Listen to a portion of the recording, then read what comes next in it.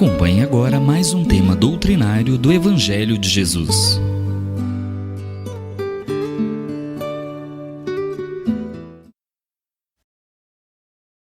Olá, meus queridos irmãos, boa noite, tudo bem com vocês? Espero que todos estejam bem. Hoje nós vamos comentar sobre o capítulo 5 do Evangelho segundo o Espiritismo, que se intitula Bem-aventurados os aflitos. Vamos falar sobre os 3 primeiros itens, 1, 2 e 3, tá certo? Nesses itens, no item 1 mais precisamente, vamos falar sobre o Evangelho de Mateus, contido no capítulo 5, versículos 4, 6 e 10, e também no item 2 sobre o Evangelho de São Lucas, capítulo 6, versículos 20 e 21. No item 3, vamos comentar sobre essa justiça das aflições. É esse comentário que vai justificar esses questionamentos que vêm à nossa mente quando lemos os 2 primeiros itens. O primeiro item, ele fala o seguinte: bem-aventurados os que choram, pois que serão consolados. Bem-aventurados os famintos e os sequiosos de justiça, pois que serão saciados. Bem-aventurados os que sofrem perseguição pela justiça, pois que é deles o reino dos céus. Esse é o Evangelho de São Mateus, né? Que está lá no capítulo 5, versículos 4, 6 e 10. Ou seja, esse item, ele nos faz refletir e nos leva a um estranhamento. Ué, mas então, os que choram serão consolados? Os que sentem fome é que serão saciados? Os que sofrem perseguição é que obterão o reino dos céus? Ué, mas Deus não é justo? Ele não é bondade pura? E isso nos faz pensar, ué, mas tem um estranhamento, não é? Nesse item. Tá certo. E vamos continuando a leitura. No item 2, diz o seguinte: bem-aventurados vós que sois pobres, porque vosso é o reino dos céus. Bem-aventurados vós que agora tendes fome, porque sereis saciados.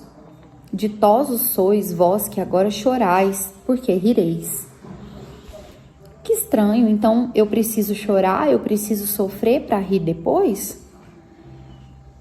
Bem-aventurados os que têm fome, os que são pobres, porque dos pobres é que o reino dos céus é? Certo. E aí nós ficamos com isso na cabeça. Mas ai de vós ricos, que tendes no mundo a vossa consolação. Ai de vós que estáis saciados, porque tereis fome. Ai de vós que agora rides, porque sereis constrangidos a gemer e a chorar. São todas lições, são todas reflexões que causam estranhamento, principalmente para quem não é espírita. Porque nessas passagens nós vamos entender que eles tratam do sofrimento como uma bem-aventurança.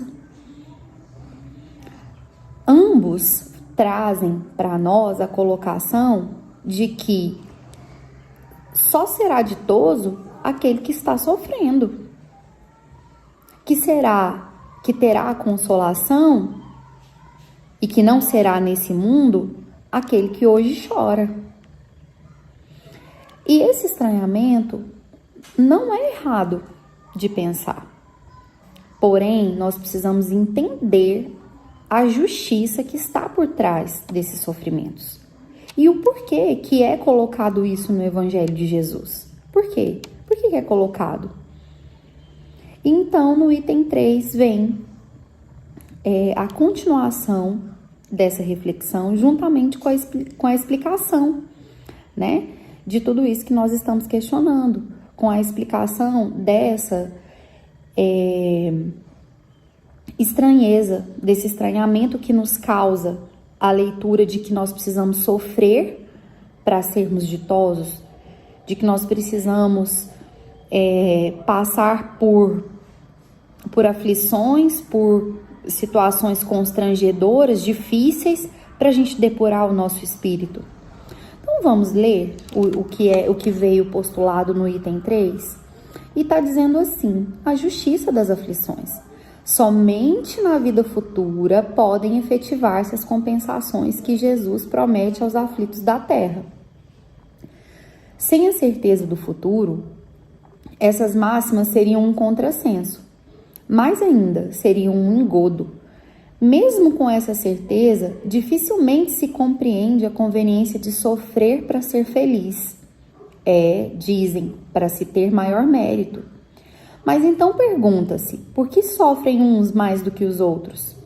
Por que nascem uns na miséria e outros na opulência, sem coisa alguma terem feito que justifique essas posições? Por que uns nada conseguem, ao passo que a outros tudo parece sorrir? Todavia, o que ainda menos se compreende é que os bens e os males sejam tão desigualmente repartidos entre o vício e a virtude, e que os homens virtuosos sofram ao lado dos maus que prosperam. A fé no futuro pode consolar e infundir paciência, mas não explica essas anomalias, que parecem desmentir a justiça de Deus. Entretanto, desde que admita a existência de Deus, ninguém o pode conceber sem o infinito das perfeições. Ele necessariamente tem todo o poder, toda a justiça, toda a bondade, sem o que não seria Deus. E se ele é soberanamente bom e justo, não pode agir caprichosamente e nem com parcialidade. Logo, as vicissitudes da vida derivam de uma causa, e pois que Deus é justo, justa há de ser essa causa. Isso, o de que cada um deve bem compenetrar-se, por meio dos ensinos de Jesus. Deus pôs os homens na direção dessa causa, e hoje, julgando-os suficientemente maduros para compreendê-la, lhes revela completamente essa aludida causa, por meio do Espiritismo, isto é, pela palavra dos Espíritos. Ficou muito claro aqui, então. Se eu acredito que Deus é justo e bom, não tem como eu dizer que esses sofrimentos, que uns têm mais do que os outros, seja algo que seja algo injusto. Justamente a perfeição de Deus é que o faz soberanamente bom e justo. Então, se ele é justiça, essas causas das aflições, elas estão e se originam não aqui muitas vezes nessa vida, mas elas se originam de erros cometidos por nós mesmos em vidas passadas. Então, se eu acredito na justiça divina, eu tenho que acreditar nas outras existências para justificar essas diferenças que existem aqui na Terra. Né? Por que uma pessoa vem deficiente numa cadeira de rodas, enquanto outra vem perfeita? O que justifica essa desigualdade? Então quer dizer que Deus gosta mais de mim? Deus gosta mais de mim do que daquela pessoa que veio na cadeira de rodas? Uma pessoa que vem pobrezinha, sem ter o que comer, enquanto outras vêm em famílias ricas que o supérfluo é que comanda. Então, onde está a justificativa dessa desigualdade? E o porquê que isso é permitido? Por que é permitido que umas pessoas sofram e elas nem tenham o consolo nessa vida ainda? Elas nem sabem por que elas sofreram. Elas nem sabem por que elas passaram por todo aquele perrengue, né? Por toda aquela situação dolorosa durante a vida. Então, por que isso acontece? Mas as reencarnações, né? Essa múltipla existência que nós temos, justificam esses sofrimentos. E que essas causas desses sofrimentos estão nas nossas atitudes. E se nós sofremos hoje, se umas pessoas hoje vêm como por exemplo na cadeira de rodas, é porque elas já fizeram alguma coisa lá no passado e que hoje elas precisam expiar, elas precisam resgatar esse sofrimento. E mais, Às vezes, né, muitos podem estar se perguntando assim, não, mas não necessariamente eles precisam resgatar, às vezes eles escolheram vir assim. Sim, existe também essa explicação. Muitos escolhem lá no plano espiritual que querem vir em situação de dificuldade, em situação de sofrimento, para quê? Com qual objetivo? Para depurar o seu espírito, para tornar o seu espírito mais brando, mais pacífico, mais à semelhança de Jesus. E é justamente o sofrimento que vai depurar o nosso espírito. É o sofrimento, é a humildade, é a resignação perante as dificuldades que nós temos, né? Perante as vicissitudes da vida, é que vão nos fazer evoluir, galgar mais e mais degraus no processo da escala evolutiva. Então, nós precisamos entender que Deus não age com capricho, muito menos com parcialidade. E se Ele permite essas aflições para uns e outros parecem nem passar ali por sofrimento, isso é um ledo engano. Todos nós que estamos aqui na Terra passamos as nossas vicissitudes, passamos os nossos sofrimentos e passamos os nossos problemas, porque nós estamos aqui para espiar. Uns estão espiando provas mais duras, com provas mais duras, e outros com provas mais leves. Mas todos nós estamos aqui na Terra, nesse momento, em expiação, passando sim por problemas, e é aí que está a explicação para as nossas vicissitudes. E ainda tem uma outra colocação que é muito importante que se faça, que nenhum fardo é maior do que aquele que a gente consegue carregar. Se nós estamos passando por uma dificuldade, por maior que ela seja, e às vezes nós nos questionamos, meu Deus, será que eu vou dar conta disso? Sim, você vai dar conta, porque se Deus, que é todo justiça e bondade, permitiu que você passasse por aquilo ali, por aquela dificuldade, é porque Ele sabe que você é capaz e que você dá conta. E o que nos cabe perante essas vicissitudes? Qual deve ser a nossa atitude? Ainda mais nós que somos espíritas e que estamos aqui estudando e refletindo sobre o capítulo 5 do Evangelho, como nós espíritas devemos nos colocar diante disso? Não é novidade que nós vemos muitas pessoas, inclusive espíritas, que reclamam das suas condições, que se revoltam com Deus, ou às vezes nem se revoltam com Deus, nem dão nome à sua revolta, simplesmente se revoltam. E aí, eles estão conseguindo ter êxito nessa expiação que eles mesmos escolheram? Eles estão de fato com essa revolta, com esse comportamento anti-resignado, vamos colocar assim, eles estão conseguindo cumprir o seu objetivo? Nós sabemos que não é verdade? Então, qual deve ser a nossa postura frente a esses desafios, a essas vicissitudes, a esses problemas, a essas aflições que nos surgem no nosso dia a dia? Ela deve ser puramente de resignação, de entendimento que Deus não nos dá um fardo maior do que o que a gente consegue carregar, de compreender que se Ele nos deu aquela bagagem, aquela possibilidade de resgatarmos o que no passado nós erramos, que isso tem que ser bendito, isso tem que ser agradecido. Nossa, Michele, mas é muito difícil a gente agradecer quando a gente está sofrendo. Claro, eu sei. Eu sei na pele que realmente não é fácil. Ninguém está dizendo que é fácil. Mas é por isso que nos cabe essa reflexão. É por isso que a gente vem aqui assistir as colocações, o estudo, para que nos dê forças para a gente passar por essas aflições. Para que a gente saiba, com sabedoria mesmo, passar por essas dificuldades, por essas vicissitudes, de forma madura, com um posicionamento de fato diferente. E ainda entendendo que quantas pessoas estão nos observando e vão aprender com a nossa resignação a também serem resignados perante os desafios que a vida impõe a eles. E aí, muitas pessoas usam também a palavra punição. Ah, mas Deus está me punindo. Pessoal, nós sabemos que não é punição. Nós sabemos que não trata-se de punição. Nós sabemos que trata-se de justiça de Deus. É a justiça divina. E se a gente fere algo da justiça de Deus, existe a lei de causa e efeito. E essa lei de causa e efeito, ela vai chegar na gente, nas nossas atitudes.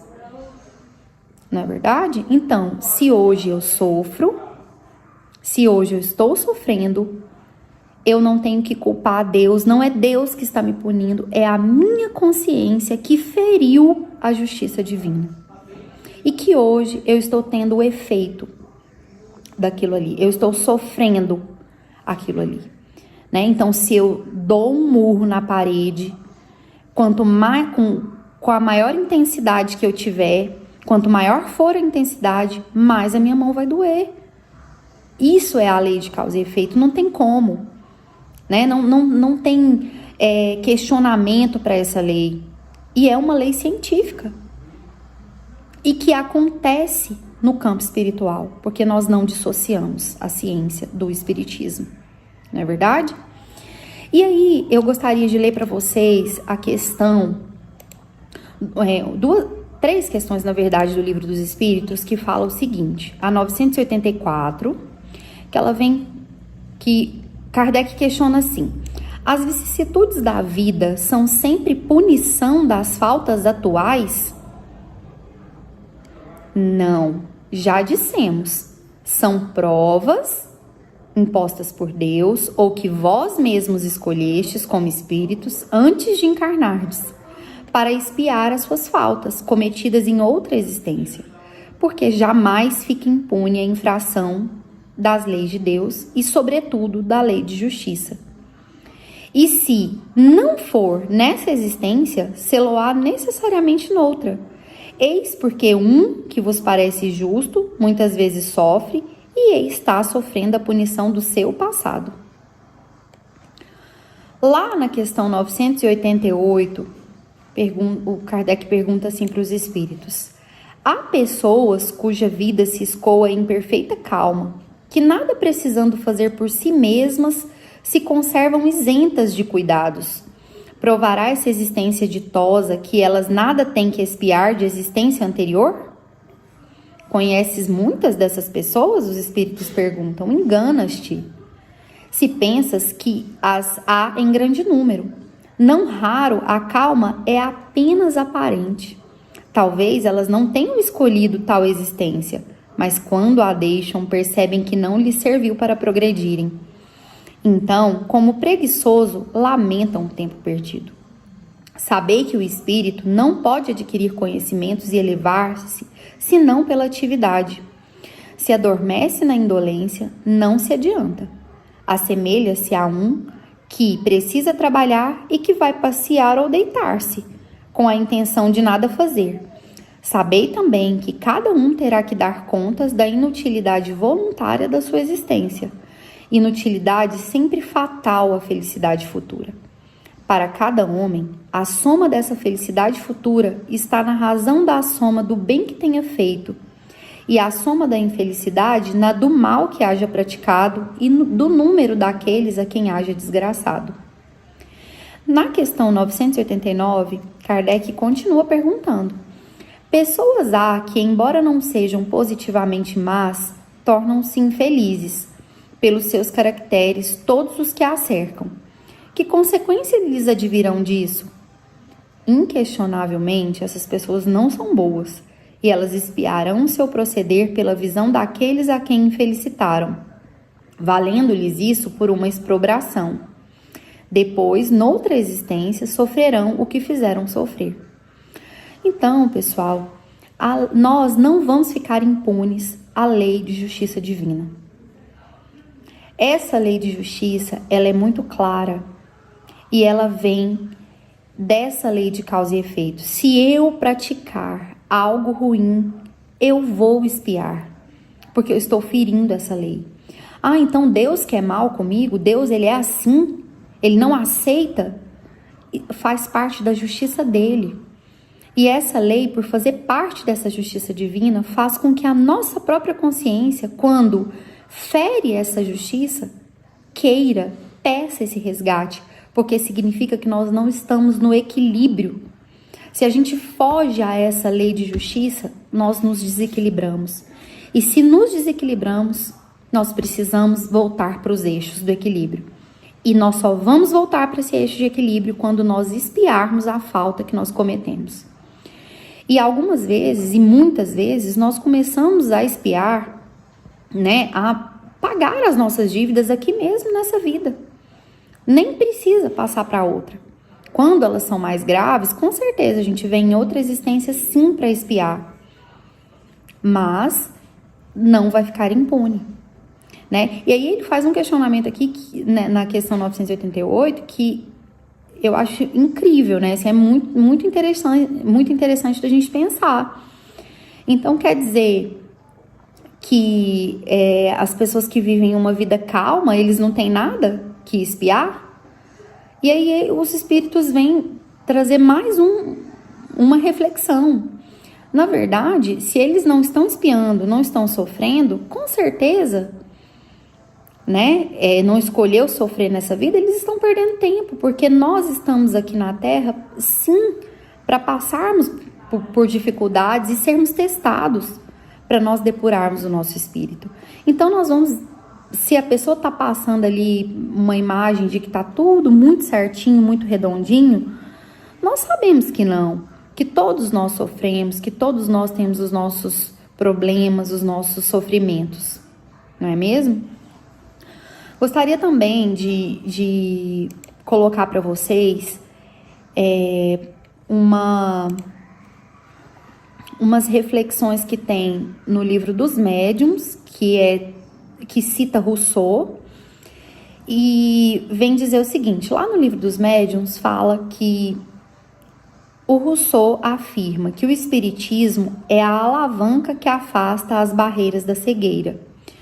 Justamente porque o espiritismo vai nos trazer essa clareza do porquê que estamos sofrendo, E se estamos sofrendo, vamos entender o porquê. Isso faz com que nós passemos pelas dificuldades com mais resignação. Essa compreensão, esse estudo sobre a verdade, sobre o que realmente acontece, nos traz mais conforto para o nosso espírito. Então, se eu estou sofrendo, eu escolhi. Foi um erro meu. Então, não me cabe, não cabe a mim a não ser, entender e abaixar a minha cabeça e ser humilde. Outra colocação muito interessante que está lá no livro O Céu e o Inferno, na página 455, no capítulo